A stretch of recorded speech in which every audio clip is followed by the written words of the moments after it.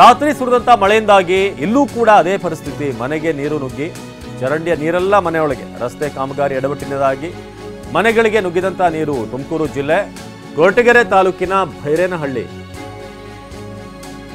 ಗೌರಿಬಿದನೂರು ಕೊರಟಗೆರೆಗೆ ಹೋಗುವಂಥ ರಾಜ್ಯ ಹೆದ್ದಾರಿ, ಅಲ್ಲಿ ಚರಂಡಿ ನೀರೆಲ್ಲ ಮನೆಯೊಳಗೆ ಹೋಗ್ತಾ ಇದೆ. ಮನೆಗಳಿದ್ದಂಥ ಅಪಾರ ಪ್ರಮಾಣದ ದವಸ ಧಾನ್ಯ, ಮನೆಯಲ್ಲಿದ್ದಂಥ ದಿನಬಳಕೆ ವಸ್ತುಗಳು ಎಲ್ಲವೂ ಕೂಡ ನೀರು ಪಾಲಾಗಿದೆ.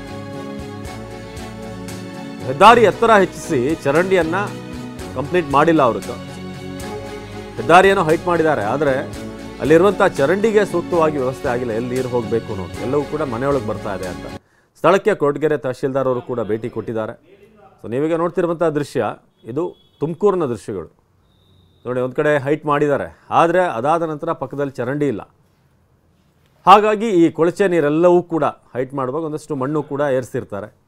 ಅದೆಲ್ಲ ಕೊಳೆ ನೀರೆಲ್ಲ, ಕೆಸರು ನೀರೆಲ್ಲ ಬಂದು ಈಗ ಮನೆಯೊಳಗೆ ಸೇರಿಕೊಂಡಿದೆ. ಈಗ ತಹಶೀಲ್ದಾರ್ ಅಲ್ಲಿಗೆ ಬಂದಿದ್ದಾರೆ. ಗೌರಿಬಿದನೂರು ಕೊರಟಗೆರೆಗೆ ಹೋಗುವಂಥ ರಾಜ್ಯ ಹೆದ್ದಾರಿ ಇದು. ಸೊ ಮನೆಯೊಳಗೆ ಅಪೂರ್ವ ರಮೇಶ್ ಸ್ಟ್ರೀಟ್ ಫುಡ್ ಬಿಸ್ನೆಸ್ ನಿಂದ ದಿನಕ್ಕೆ 11,000 ರೂಪಾಯಿ ಗಳಿಸ್ತಿದ್ದಾರೆ. ನೀವು ಕೂಡ ಅವರಿಂದ ಕಲಿಬೇಕಾ? ಅವ್ರ ಜೊತೆ ವಿಡಿಯೋ ಕಾಲ್ ನಲ್ಲಿ ಮಾತಾಡಬೇಕಾ? ಈಗಲೇ ಫ್ರೀಡಮ್ ಆಪ್ ಡೌನ್ಲೋಡ್ ಮಾಡಿ. ಅಪಾರ ಪ್ರಮಾಣದ ದವಸ ಧಾನ್ಯ, ಹಾಗೆಯೇ ಅಲ್ಲಿರುವಂಥ ಫರ್ನಿಚರ್ಗಳು ಇದೆಲ್ಲವೂ ಕೂಡ, ಫ್ರಿಡ್ಜ್ ಇರ್ಬೋದು, ಪ್ರತಿಯೊಂದು ಕೂಡ ಅಲ್ಲಿ ನೆಂದು ಹೋಗಿದೆ.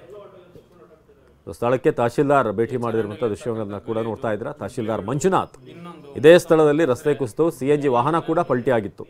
ಚಾಲಕನಿಗೆ ಗಾಯವಾಗಿದೆ. ಕೊರಟಗೆರೆ ಸರ್ಕಾರಿ ಆಸ್ಪತ್ರೆಯಲ್ಲಿ ಚಿಕಿತ್ಸೆ ನೀಡಲಾಗ್ತಾ ಇದೆ.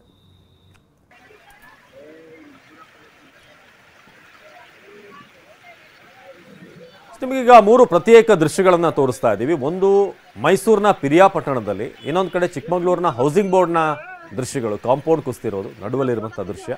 ಹಾಗೇನೆ ಕೊನೆಯ ದೃಶ್ಯ ನೀವೇನು ನೋಡ್ತಾ ಇದ್ರೆ ಅಲ್ಲಿ ಅದು ತಹಶೀಲ್ದಾರ್ ಆ ಸ್ಥಳಕ್ಕೆ ಹೆದ್ದಾರಿ ಕಾಮಗಾರಿ ಏನಾಗ್ತಿದೆಯಲ್ಲ ಅದರಿಂದಾಗಿ ನೋಡಿ ಅಲ್ಲಿ ಚರಂಡಿ ವ್ಯವಸ್ಥೆ ಆಗಿಲ್ಲ. ಆ ಕಾರಣಕ್ಕೆ ಈಗ ಮನೆಯೊಳಗೆ ನುಗ್ಗಿರುವಂಥ ಕೆಸರು ಮಿಶ್ರಿತ ನೀರು.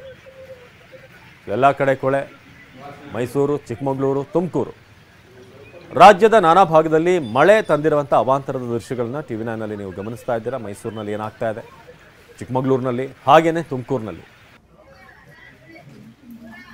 3 ಪ್ರತ್ಯೇಕ ದೃಶ್ಯಗಳನ್ನು ನೋಡ್ಬೋದು. ಬೇರೆ ಬೇರೆ ಭಾಗ, ಒಂದು ತುಮಕೂರು ಭಾಗದಲ್ಲಿ, ಇನ್ನೊಂದು ಮೈಸೂರಿನಲ್ಲಿ. ಇನ್ನು ಮಂಡ್ಯ ಜಿಲ್ಲೆಯಲ್ಲೂ ಕೂಡ ಹಲವೆಡೆ ಮಳೆರಾಯನ ಆರ್ಭಟ ಜೋರಾಗಿದೆ. KR ಪೇಟೆ ತಾಲೂಕಿನಾದ್ಯಂತ ಭರ್ಜರಿ ಮಳೆ ಆಗ್ತಾ ಇದೆ.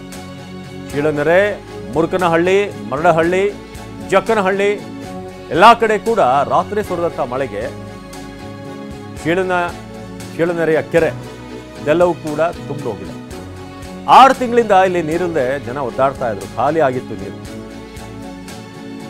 ರಾತ್ರಿಯಿಡೀ ಧಾರಾಕಾರವಾಗಿ ಸುರಿದಂಥ ಮಳೆಯಿಂದಾಗಿ ಒಂದಷ್ಟು ತೆಂಗಿನ ಮರಗಳು ನೆಲಕ್ಕುರುಳಿವೆ. ಹಾಗೇನೆ ವಿದ್ಯುತ್ ಕಂಬಗಳು ಕೂಡ ಮಳೆಯಿಂದ ಅಲ್ಲಿ ಧರಾಶಾಹಿಯಾಗಿವೆ. ನೋಡ್ತಾ ಇದ್ದಾರೆ, ಇದೆಲ್ಲವೂ ಕೂಡ ಬರಡಾಗಿದ್ದಂಥ ಕೆರೆ. ಆದರೆ ಈಗ ಒಂದು ಕಡೆ ಕೆರೆ ತುಂಬಿತು ಅನ್ನೋ ಖುಷಿ, ಇನ್ನೊಂದು ಕಡೆ ಗಾಳಿ ಮಳೆ ಇರುವಂಥ ಕಾರಣ ಒಂದಷ್ಟು ಬೆಳೆ ಕೂಡ ನಾಶ ಆಗಿದೆ. ಸೊ ಮಳೆ ಇಲ್ಲದೆ ರೈತರು ಕಂಗಾಲಾಗಿದ್ದರು. ಕೆರೆ ತುಂಬಿದೆ ಅನ್ನೋ ಖುಷಿ ಒಂದು ಕಡೆ. ಇನ್ನೊಂದು ಕಡೆ ದೃಶ್ಯಗಳಲ್ಲಿ ನೋಡ್ತಿರೋ ಹಾಗೆ ಸಾಕಷ್ಟು ವಿದ್ಯುತ್ ಕಂಬಗಳು ಬಿದ್ದಿವೆ.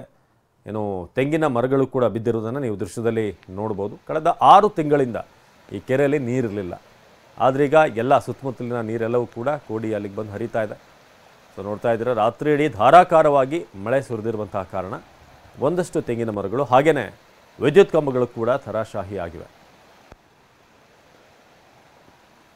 ಸೊ ಇದು ತುಮಕೂರಿನ ದೃಶ್ಯಗಳು. ಮಂಡ್ಯ ಜಿಲ್ಲೆ ಒಂದು ಕಡೆ, ಇನ್ನೊಂದು ಕಡೆ ಇದು ಮಂಡ್ಯದ ದೃಶ್ಯಗಳು. ತುಮಕೂರಿನ ದೃಶ್ಯ ಹಿಂದೆ ನಾವು ನೋಡಿದ್ವಿ. KR ಪೇಟೆ ತಾಲೂಕಿನಾದ್ಯಂತ ಭರ್ಜರಿ ಮಳೆ ಆಗ್ತಾ ಇದೆ.